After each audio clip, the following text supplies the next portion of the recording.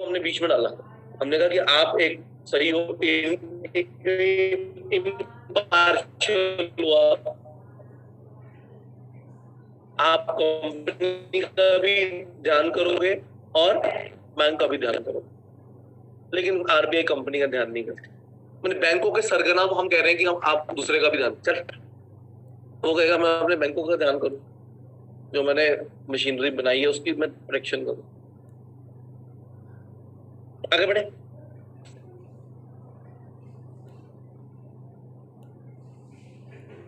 Section 53 subsection 3 पता क्या कहता है? कहता है अगर किसी कंपनी ने इस सेक्शन को कंप्लाई ना किया, सेक्शन 53 कंप्लाई नहीं किया, माने शेयर डिस्काउंट भी इशू कर दिए, तो हमने बोला कि सर इस केस में कंपनी को भी और एवरी ऑफिसर इन डिफॉल्ट को भी हमने बोला फाइन पे करना पड़ेगा, amount of discount amount raised through share issue through discount और 5 lakh rupees which ever is less. तो if company does not comply with provision of this section,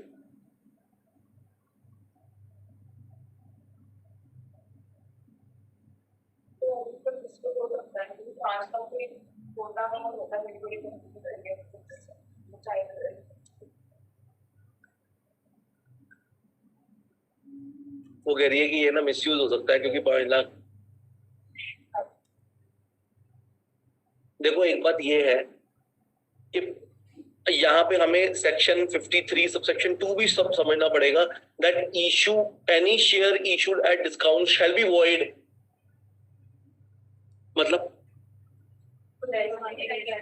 वो पैसा भी वापस करो क्योंकि वो तो वॉइड है, वो पैसा भी वापस करो और पेनल्टी में भरो। तो ऐसे नहीं है कि डिस्काउंट पे शेयर इशू कर लिया, ले लो 5 लाख रुपए, अब तुम्हारे डिस्काउंट पे शेयर इशू करो, नहीं नहीं नहीं, वो तो पैसा वापस करो, लिख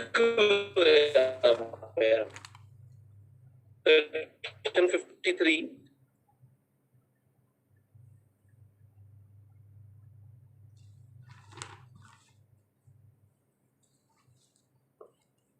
shall be void।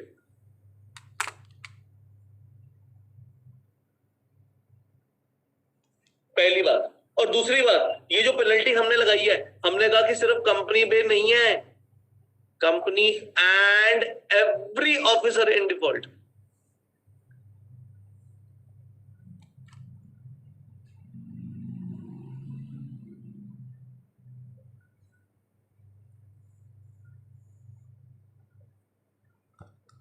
उसको क्या करना पड़ेगा? पेनल्टी देनी पड़ेगी, पेनल्टी।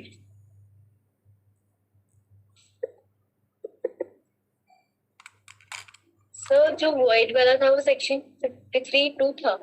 हाँ 53(2). Okay.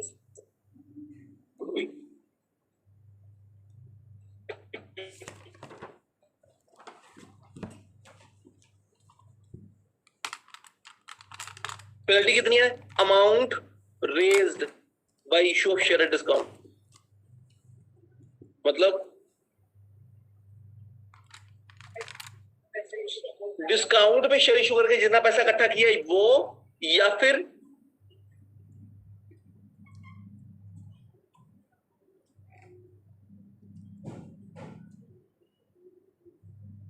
whichever is less।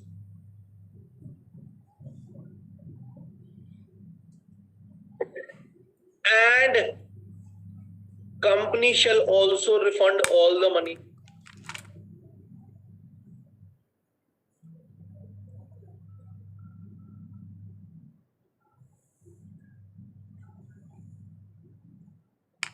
with interest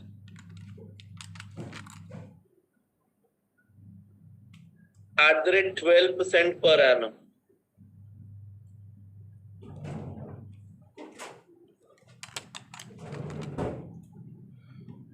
और ये कब से देना है? From the date of issue. Date of issue से डेट ऑफ रिफंड तक जितने दिन तक आपने पैसा रखा, अब ये पर एनम है, तो अगर आपने 6 महीने रखा तो 6/12।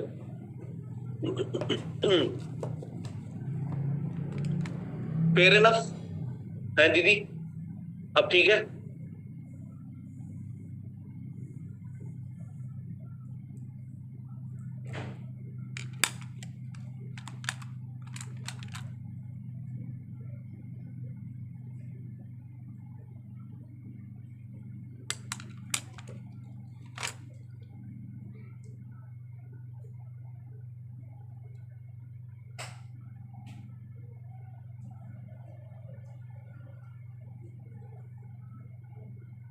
आगे बढ़े।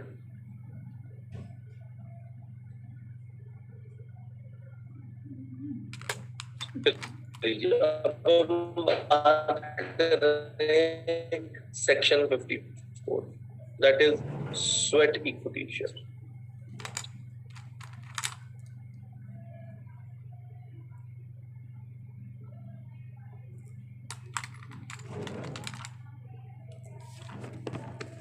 What is sweat equity share? हमने लास्ट सेक्शन में भी डिस्कस किया था।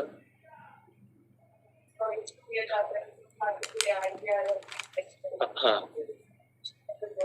देखो क्या है, एम्प्लॉई ने हमें कोई ऐसी एसेट प्रोवाइड करी है जिससे कंपनी को लॉन्ग टर्म तक बेनिफिट होने वाला है, कंपनी इसका बेनिफिट लॉन्ग टर्म तक लेगी। तो अब अपने उस एम्प्लॉई को रीपे करना चाहती कंपनी, रिवॉर्ड करना चाहती कंपनी कि भैया तूने इतना अच्छा काम किया हमारे लिए, तो चल ठीक है, एज अ रिवॉर्ड हम तेरे को कुछ अच्छा। एम्प्लॉई का मतलब क्या हुआ? नौकर। एम्प्लॉई का मतलब नौकर। इक्विटी शेयर का मतलब मालिक। तो मैंने कैसे रिवॉर्ड किया? मैंने नौकर को मालिक कर दिया। मैंने इसका एक साइकोलॉजिकल इंपैक्ट भी एम्प्लॉइज के ऊपर है। हाँ, हाँ, एक मतलब एक फाइनेंशियल तो है ही है, फाइनेंशियल इंपैक्ट, क्योंकि पैसे शेयर अगर बेचोगे तो वो पैसे के बिकेंगे। लेकिन मैंने आपको इक्विटी शेयर देकर आपको अपना शेयर होल्डर बना दिया, आप अब मेरे ओनर बन गए कंपनी के, आपका भी डिसीजन मेकिंग में अधिकार आ गया। मैंने एम्प्लॉय को ऐसा लगा जैसे मेरे को पता नहीं क्या मिल गया, है ना?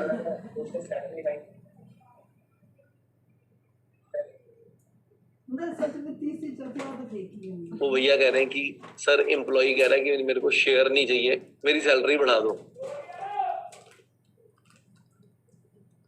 देखो ऐसा होता है, ये जो रिवॉर्ड होता है ना, ये आप मांग नहीं सकते।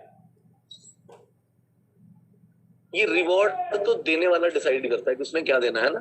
भिखारी डिसाइड नहीं करता कि भैया मेरे को 10 रुपए का नोट नहीं, मेरे को सिक्का देना।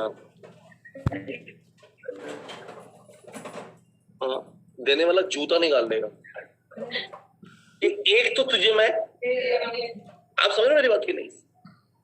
रिवॉर्ड तो जो मिले, रिवॉर्ड में 2 ऑप्शन है एम्प्लॉय के पास, या तो ले ले या ना ले।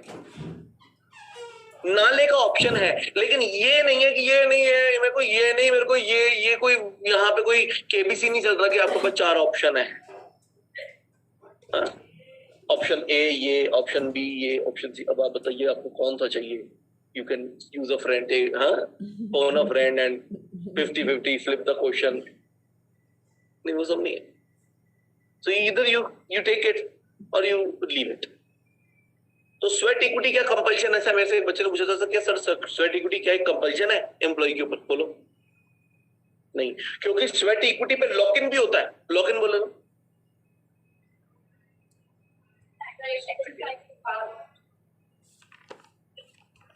लॉक इन का मतलब होता है कि एक पर्टिकुलर टाइम तक आप इस शेयर को बेच नहीं सकते, आपको रखना भी पड़ेगा अपने पास कुछ शेयर। तो अननेसेसरी कोई उस बॉन्ड में पढ़ना नहीं चाहता शेयर, कोई एम्प्लॉय, तो वो कह सकता है कि मुझे नहीं चाहिए, थैंक यू, है ना? जैसे मैं 100 रुपए का नोट निकाल के आपको दूं, आपको नहीं, मुझे नहीं चाहिए, मर्जी आपको नहीं चाहिए, ये आपकी मर्जी है, लेकिन या तो ले लो या छोड़ दो, ठीक है? चलो। और देखो, एक ऐसा एम्प्लॉय जो अच्छा काम कर रहा है ना, सैलरी हाइक उसको मांगनी नहीं पड़ती, सैलरी हाइक उसको मिलती है। कंपनी ये जानती है कि अगर मैं अपने एम्प्लॉय को प्रॉपर हाइक नहीं पे दूंगी तो मैं इसको रिटेन नहीं कर पाऊं, कल को ये सब दौड़ जाएगा कहीं और, फिर ऐसा एम्प्लॉय मिलना बहुत मुश्किल है। आजकल तो कंपनीज के अंदर ये बहुत एक होड़ है, आपको पता है बड़ी बड़ी कंपनीज के जो एमडीज हैं, जो डायरेक्टर्स हैं, वो अपने गुड एम्प्लॉय कैसे रिटेन करते हैं, उसके कोर्सेज अटेंड कर रहे हैं वो लोग। गुड एम्प्लॉय को रिटेन करना बड़ा डिफिकल्ट है, वेरी डिफिकल्ट। और कंपनी किसी भी हद तक जाने को राजी होती है उसके, ये तक हमने देखा है, मतलब देखा है अपनी आंखों से कि एक कंपनी इतने रुपए दे रही है, दूसरी कंपनी कहती है हम डबल दे रहे हैं, ऑल द मतलब स्ट्रेट अवे डबल दे रहे हैं, हम जितनी सैलरी है उसका 2 गुना दे रहे हैं, आ जाओ। एक कंपनी कहती है हम 3 गुना देते हैं, तू आ जा इधर आ जा। मतलब सोच रहे हो ऑल ऑफ द सडन आपने उसको कहां पहुंचा दिया। 3 गुना तो वो शायद कभी सोच रहा होगा कि मैं जब 50-60 साल का हो जाऊंगा तब जाके मेरे को मिलेगी, उसको मिनटों सेकंडों में कह रहा है बस you just need to take one decision, you have to leave this company and come to us, and 3 गुना सैलरी बढ़ गई। Why would an employee stay with the company? तो उसको कंपनी से कुछ मिलना भी चाहिए, इस ऐसा मतलब अदर देन मनी भी कुछ ऐसा मिलना चाहिए कि वो he should retain with the company. ये तो बहुत बहुत इसीलिए मैं बोलता हूँ आप अपने अंदर ऐसे स्किल्स पैदा करो। कंपनी, आपको पता है अभी एक लड़की थी, फर्स्ट रैंक आई है उसकी एग्जीक्यूटिव के अंदर, और मेरे ख्याल 7th या 8th रैंक आई है उसकी प्रोफेशनल के अंदर। उस लड़की उसको ट्रेनिंग देने के लिए 4 कंपनियों ने एक अच्छी टसल लड़ाई लड़ी है। 35,000 रुपीज उसको ट्रेनिंग में अप्रेंटिसशिप मिल रहा है उसको, लोगों की सैलरी नहीं होती कंपनी सेक्रेटरी की 35,000 रुपए, वो स्टाइपेंड ले रही है 35,000 रुपए का।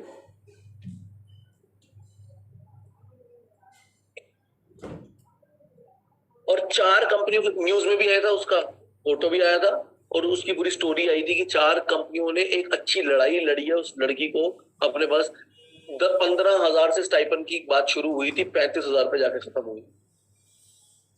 एक कंपनी कहती है मैं इतना दूंगी, दूसरी कहती है मैं इतना दूंगी, तीसरी कहती है मैं इतना दूंगी, चौथी कहती है इतना दूंगी। एक कंपनी इससे भी ज्यादा देने को राजी थी, बट वो लड़की कहती कि नहीं, मेरे को कंपनी भी ऐसी चाहिए जो मेरे घर के पास में भी है, दूर भी नहीं जाना, सही सब कुछ नहीं होता। वो कहती कि आना जाना और ये सब, वो कहते हम आपको कन्विंस भी दे देते हैं, आप आ जाओ हमारे पास। कहती नहीं, यही ठीक है यहाँ आस पास के। तो ये टसल और बढ़ सकती थी, तो वो शी वॉज विजिलेंट कि उसने ये डिसीजन ले लिया।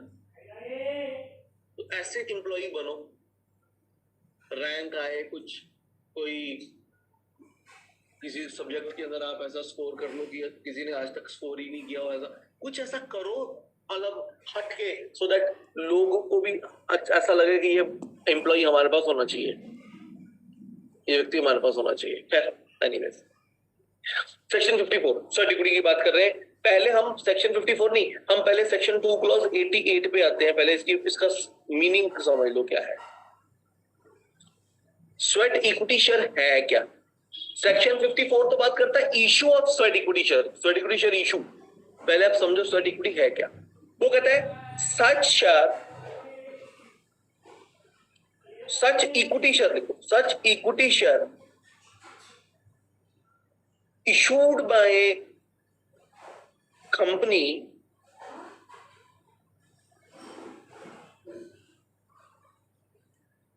to its director, employees या ऑफिसर्स।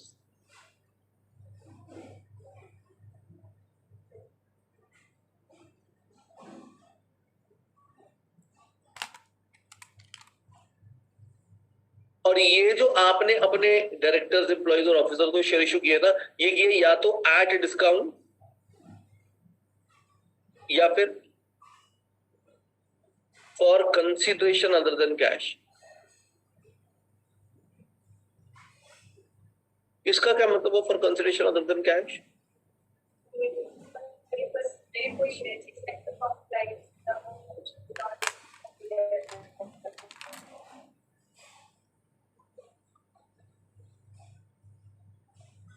देखो प्रॉपर्टी राइट प्रोवाइड किया था ना हमने, उसका वैल्यूएशन करवाया बुला के, हमने कहा पता करो ये अगर आज मैं बेचने जाऊं या अगर ये इंटेलेक्चुअल प्रॉपर्टी राइट में आज मार्केट से खरीदने जाऊं कितने का मिलेगा मुझे 2 करोड़ रुपए का मिलेगा, 2 करोड़।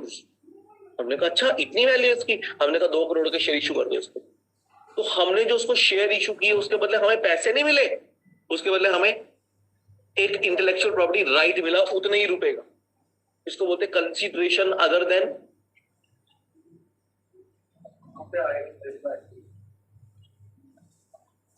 किसका पैसा।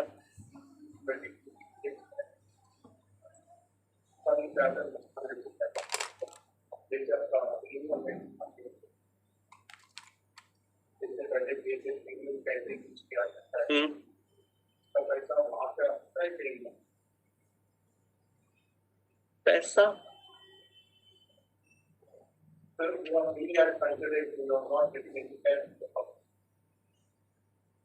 ठीक है, देन व्हाट?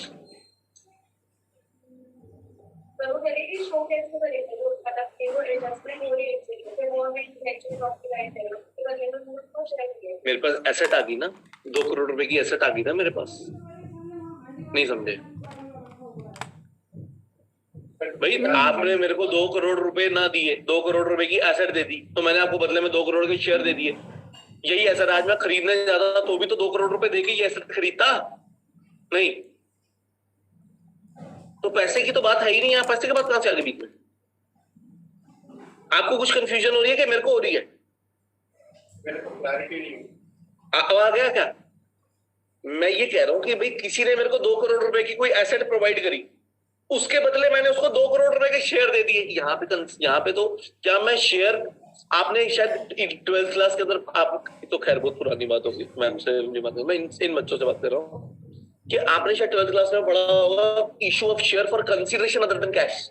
जहां पे हम कोई एसेट खरीदते हैं या कोई बिजनेस खरीदते हैं तो हम उनको शेयर इशू करते हैं, बदले में पैसे थोड़ी मिलते हैं हमें, बदले में हमें एसेट मिलती है। एसेट भी तो एक कंसीडरेशन है, यस और नो? अगर यही कल को मैं मतलब ये एसेट खरीदने जाता तो मेरे को कैश देना पड़ता, वो भी तो अरेंज करता ही ना कहीं से, वो मुझे नहीं करना पड़ा, मैंने को शेयर देके ही काम चल गया मेरा। तो बल्कि ये तो कंपनी के लिए अच्छा है, बेनिफिशियल है, ये पैसे नहीं देने पड़े, शेयर देने से ही काम हो गया।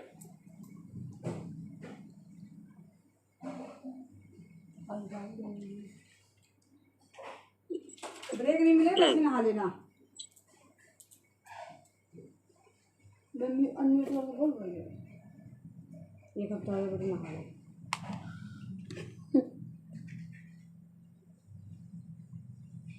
सब ठीक है? हाँ, बड़ी भाग के गया। For providing no how, IPR, आप पूरा लिखना इंटेलेक्चुअल प्रॉपर्टी है, मैं आईपीआर लिख रहा हूं, या वैल्यू एडिशन।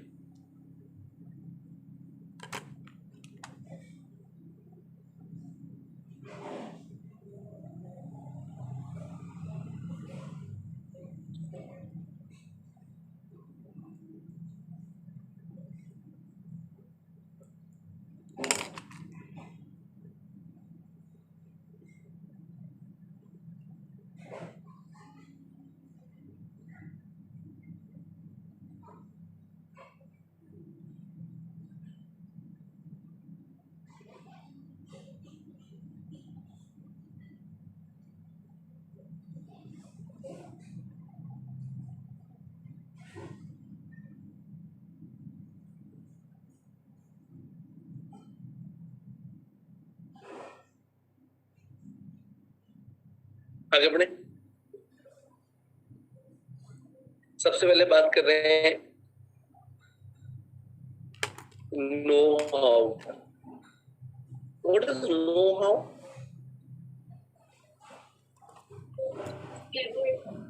नहीं, वो तो वैल्यू एडिशन है, ट्रेड सीक्रेट तो वैल्यू एडिशन। नो हाउ का मतलब है कोई भी स्किल हो सकता है इसमें, कोई भी आपकी प्रैक्टिकल नॉलेज हो सकती है,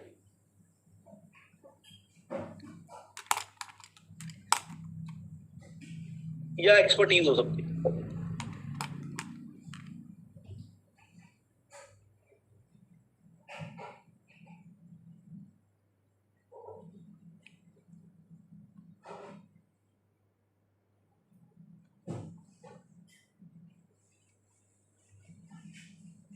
से 1 मिनट ऊपर स्क्रॉल कर दो।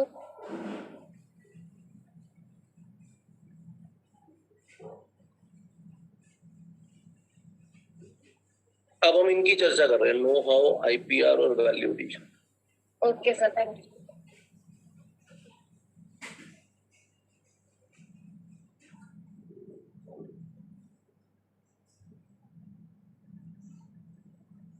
करें आगे बढ़े।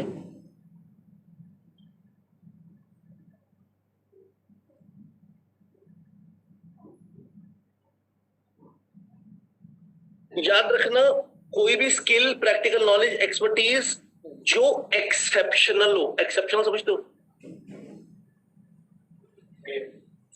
हाँ, और किसी में नहीं है, आप ही में है।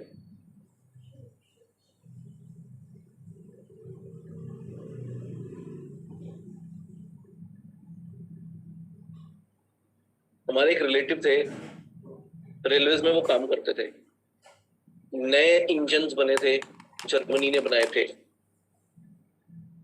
पहले तो पुराने जमाने में वो कोयले वाले होते थे, कोयला डालना पड़ता था उसमें भट्टी में, तो वो धुआं निकालते थे खूब और वो चलते होते थे।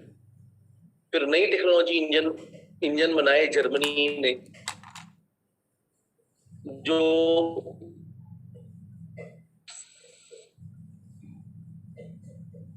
इलेक्ट्रिसिटी खींचते थे। प्लेटफॉर्म्स के ऊपर एक इलेक्ट्रिक वायर डलती थी और वो ट्रेन के अंदर एक ऐसे वो होता था, उसमें उसको खींच के, मतलब उसमें इतनी पावर जनरेट होती थी कि कितने पीछे डब्बे लगे होते और उस डब्बों में लोग भी बैठे हुए और वो उनको खींच के ले जाता था इंजन। तो जर्मनी से ही लेना पड़ता था, लोग बना नहीं पाते थे, लोगों ने बना नहीं सकते थे इंजन। तो ये जो थे, एनपी सिंह उनका नाम था, NP Singh. He was engineer, बड़े हाई ग्रेडर के इंजीनियर थे बहुत। अब तो डेथ भी हुए, काफी साल हो गए उनको, बहुत पुरानी बात है। हमने भी सुना, हमने भी पता नहीं सही कितना सच है कितना झूठ है, लेकिन कहते थे कि उन्होंने इंजन खोल दिया पूरा का पूरा।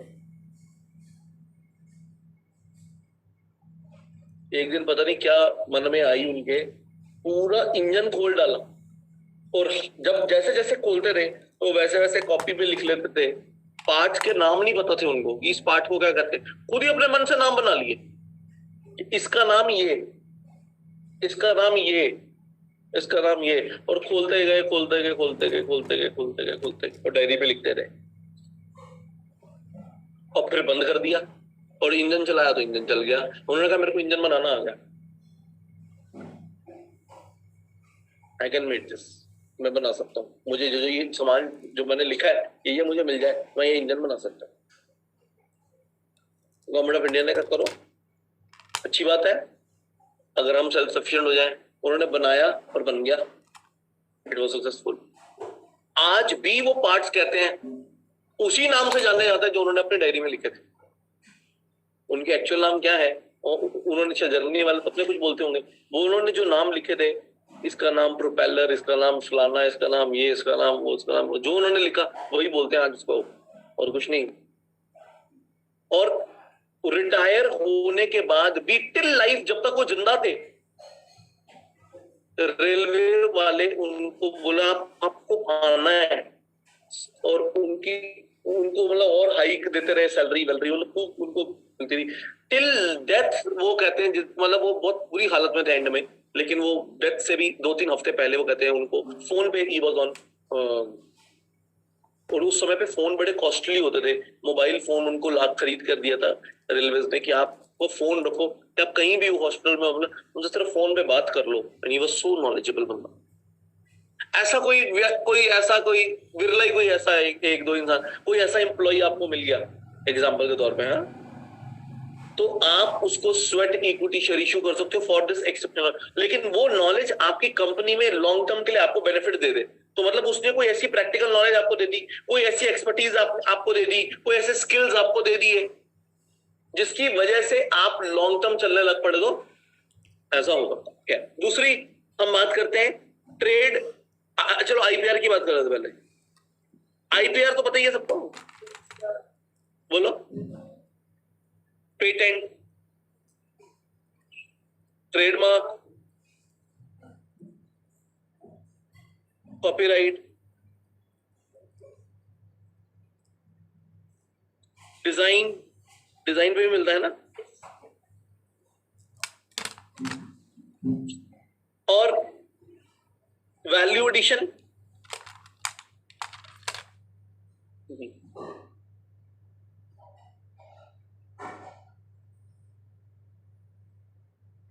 इसमें आ जाएगा ट्रेड सीक्रेट,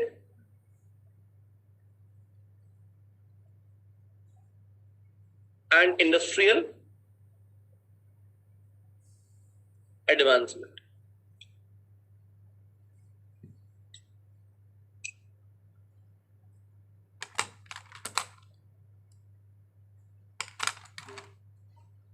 सर वो लिख नहीं पाए वैल्यू एडिशन का। ओ सॉरी,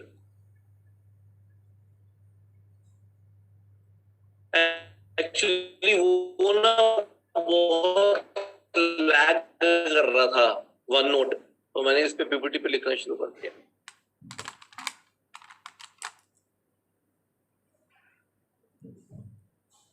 करें आगे बढ़े।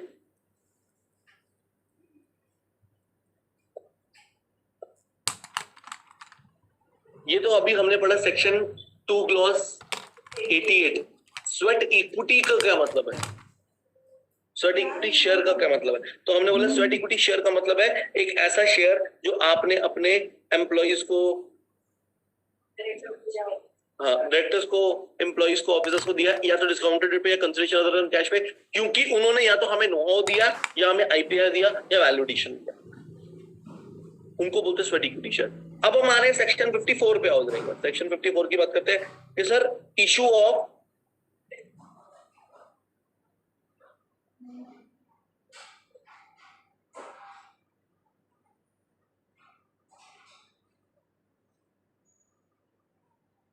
ये बात पता कैसे शुरू करता है, कहता है not with standing anything contain in section 53। मतलब सेक्शन 53 में जो लिखा है वो हमारे पे एप्लीकेबल, सेक्शन 53 तो प्रोहिबिट करता है ना कि आप डिस्काउंट पे शेयर इशू, लेकिन ये तो कर सकता है, ये तो कर सकता है, ये स्वेट इक्विटी वाला तो कर सकता है। तो हमने बोला, कहता है नॉट विद स्टैंडिंग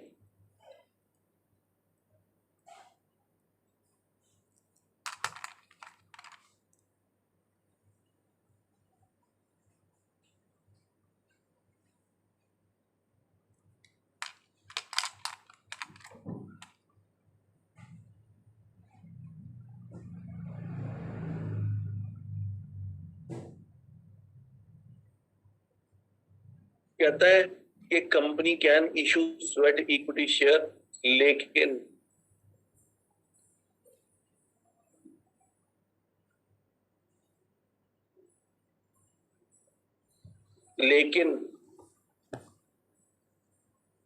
सर लेकिन क्या, लेकिन वो कहता है कुछ कंडीशन है, वो कंडीशंस आपको फुलफिल करनी पड़ेंगी, ये तो बातें माननी ही पड़ेंगी।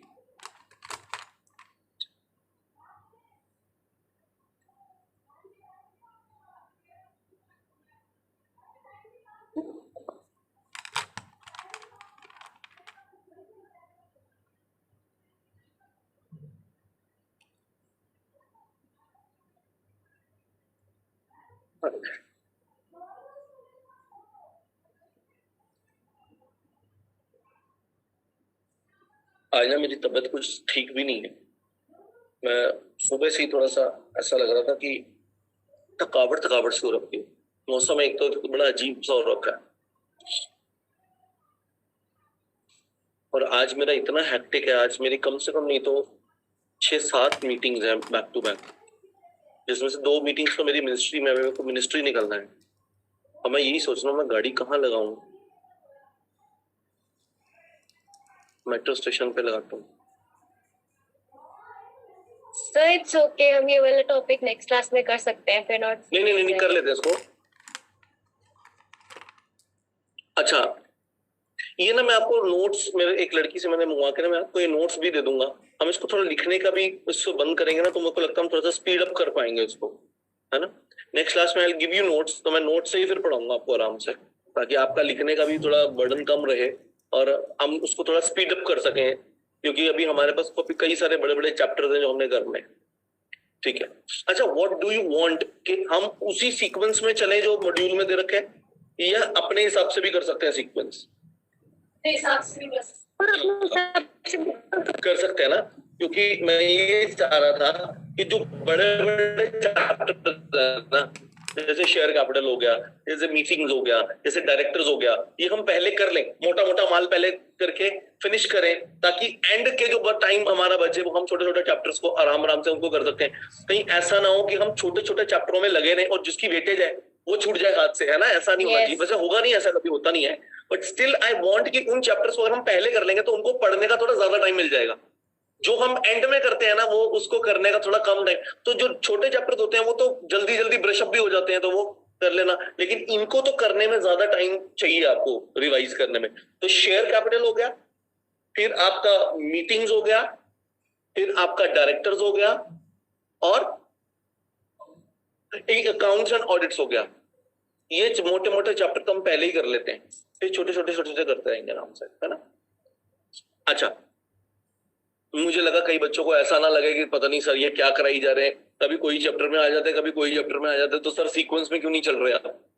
तो इसलिए मैं चलो, पहली कंडीशन है, कहता कि सर आपको ना स्पेशल रेजोल्यूशन पास करना। स्पेशल रेजोल्यूशन बोले तो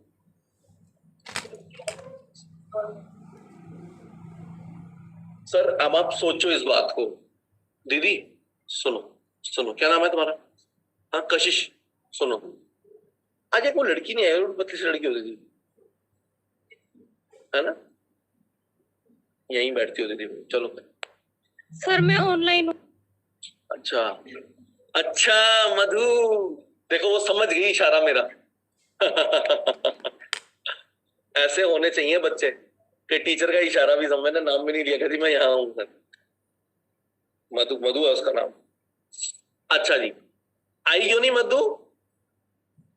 आई फ्लू हो रहा था ना, तो मैं जब तक अच्छे से ठीक ना हो जब तक ना जाऊं। वेरी गुड बेटा, बहुत अच्छी बात, बहुत अच्छी बात। मतलब आई फ्लू हो रखा है ये अच्छी बात नहीं है, मतलब तुमने ऐसा सोचा ये अच्छी बात है। मतलब कहीं सोचे कि अच्छा सर मैंने बताया कि मेरे को आई फ्लू हो रखा है और सर कह रहे हैं अच्छी बात है।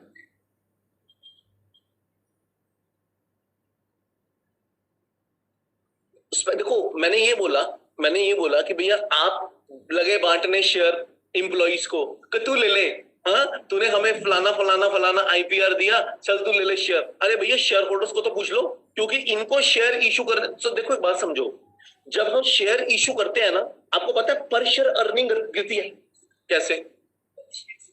सर पर शेयर अर्निंग का फॉर्मूला क्या है? PAT upon number of shares, profit after tax upon number of shares.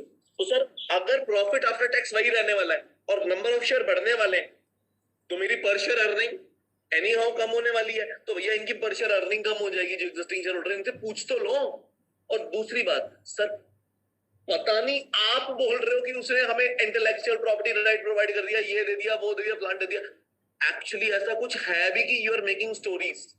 अगर मैं सारी पावर बोर्ड को ही दे दूं, बोर्ड तो अपने कोई रिलेटिव को एम्प्लॉय बना देगा और बोलेगा ये ना बड़ा अच्छा एम्प्लॉय है, नो हाउ दिया इसने, ये दिया, प्लान दिया, धमकान दिया, चल तू फ्री में शेयर ले जा। अच्छा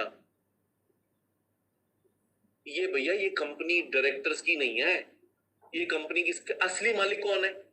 इक्विटी शेयर होल्डर है। इसीलिए हमने बोला कि सर पहले इक्विटी शेयर होल्डर से पूछ लो, अगर ये स्पेशल रेजोल्यूशन पास ना हुआ तो नहीं इशू कर सकते। सिंपल सी बात है, अगर नहीं हुआ तो नहीं कर सकते। अगर इसीलिए मैंने बोला कि इनको तो पूछ लेना पड़ेगा, तो एग्जिस्टिंग शेयर होल्डर को भी ऐसा लगना चाहिए कि हाँ ये वाकई एम्प्लॉय ने कुछ। तो जब आप ये रेजोल्यूशन पास करने के लिए जाओगे ना इक्विटी शेयर होल्डर्स के पास, तो उन इक्विटी शेयर होल्डर्स को आपको सारी बातें बतानी पड़ेंगी, इन्होंने क्या दिया, उसकी क्या वैल्यूएशन थी, वैल्यूअर की रिपोर्ट लगाओ, ये जो शेयर आप उनको इशू कर रहे हो उसकी वैल्यूएशन करवाई कि नहीं, उसकी वैल्यूएशन रिपोर्ट लिखाओ, उसका कंसिडरेशन कितना बना, डिस्काउंट कितना है, सारी बातें आपको उनको बतानी पड़ेंगी। अगर शेयर होल्डर्स को लगता है तो वो अलाउ करेंगे, अदरवाइज शेयर होल्डर्स अलाउ। तो हमने बोला कि सर रेजोल्यूशन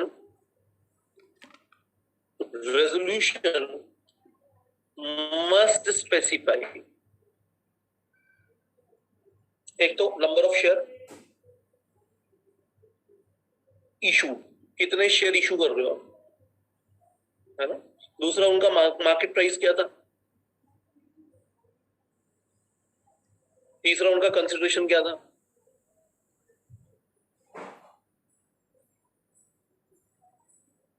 चौथा विच क्लास ऑफ एम्प्लॉइज को आपने इशू किए।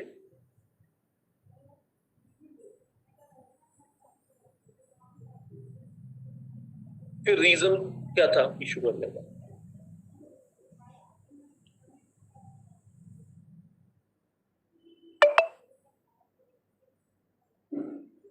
ये सारी बातें बेटा कहां पे होंगी। रीजन टू इशू, क्या क्यों कर रहे हो इशू, क्या दे दिया ऐसा इन्होंने। आप तो कह रहे हो इंटेलेक्चुअल प्रॉपर्टी, कौन सा इंटेलेक्चुअल प्रॉपर्टी राइट बताओ जरा, नाम बोलो।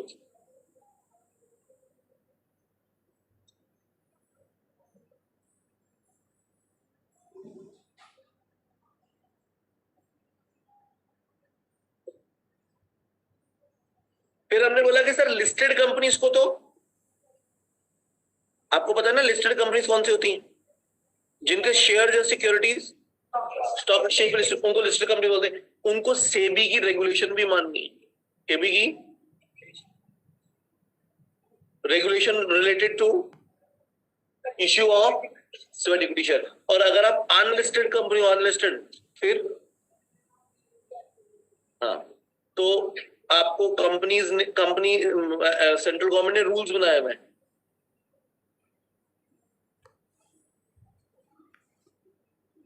तो आपको रूल्स मानने हैं।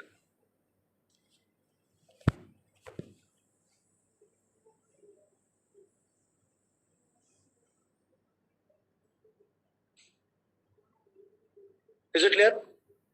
चलो आज इतना ही करते हैं, बाकी नेक्स्ट क्लास रूल भाई। अच्छा सेंट्रल गवर्नमेंट, और ये नेक्स्ट क्लास में करेंगे क्या रूल है।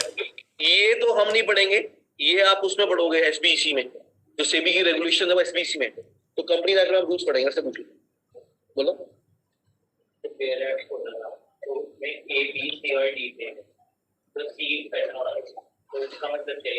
ओमिट हो गया।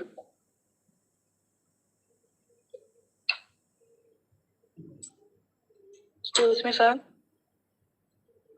हाँ जी, कोई कुछ बोल रहा है। Sir, is there any group, separate group for CL? Actually, I've joined recently only. Separate group for Sir, company law in like WhatsApp group, is there a separate group? Company law का separate group है क्या। नहीं नहीं, कोई भी नहीं है बेटा। Okay, sir. Thank you. भाभी का तुम्हारा तो नाम मैंने सुना हुआ यार, तुम पहले भी थी। No, sir. I've joined recently only from 21st. चलो जी ठीक है, thank you so much. Thank you sir.